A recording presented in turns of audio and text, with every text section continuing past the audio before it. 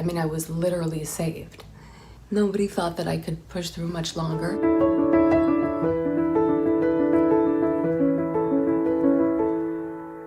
Growing up, I was your typical teenager. Music has always been my passion.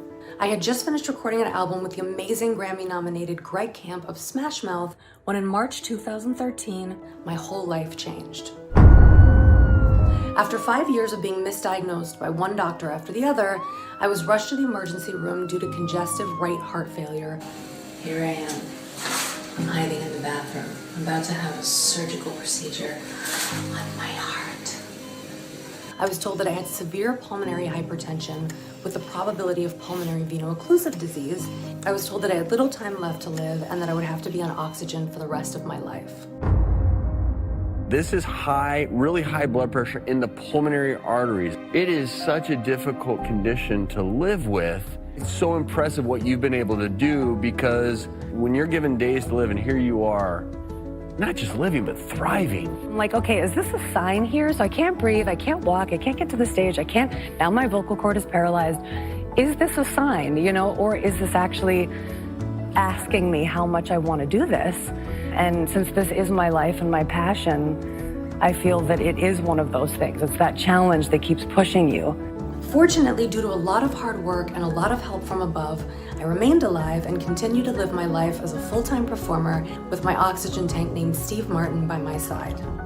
You were misdiagnosed several times. One, you had a heart condition, they said, that you had to deal with, right? You had a paralyzed vocal cord, and then you nearly died. Aside from that, I was doing great. Yeah. I also created a project called the Smile Tour in honor of my 8-year-old friend Humera Bodanya, who recently lost her battle to pulmonary hypertension.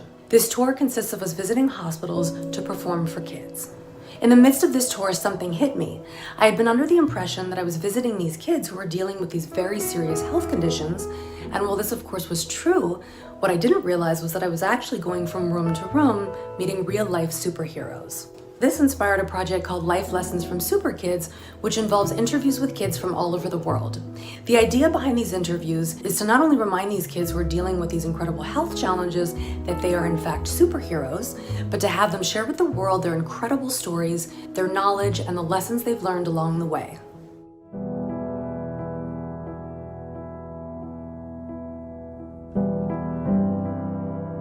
In July 2020, after suffering a cardiac arrest, I was in a coma for 4 days and placed on life support. I remained on life support for 21 days. I was told that a double lung transplant was my only hope for survival, since they couldn't disconnect me from ECMO, life support.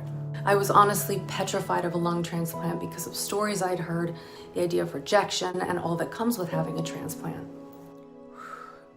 When I realized a lung transplant was my only hope for survival, it went from being the scariest thing in the world to being this incredible miracle.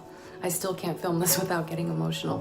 On August 4th, 2020, lungs came in, and on August 5th, I had the procedure, just in time, because nobody thought that I could push through much longer. The procedure took place at UCLA and was performed by the most incredible doctor, Dr. Abbas Ardahali. This man saved my life and is a truly wonderful man. I'm so grateful to the amazing doctors who took care of me, to the incredible nurses who cared for me during this most challenging time. The kindness and care they showed me is beyond anything I could ever explain. I started singing at the hospital to try to build up my lung capacity. I would sing a couple notes, play a couple notes, and it was a giant disaster. I have a long way to go with regard to my voice. I have a long way to go with regard to everything. Words cannot express how grateful I am to be alive and to be able to breathe. I truly feel as though I'm living for two people now, myself and my donor. It's so tragic and so miraculous at the same time. I so badly want to do justice to this incredible person whose life had to be cut short in order for mine to be saved. So no matter what struggles I face, I know that I will be strong and brave, and you can too discover the best of me. Until the end, we never give in, always look up and get back up again.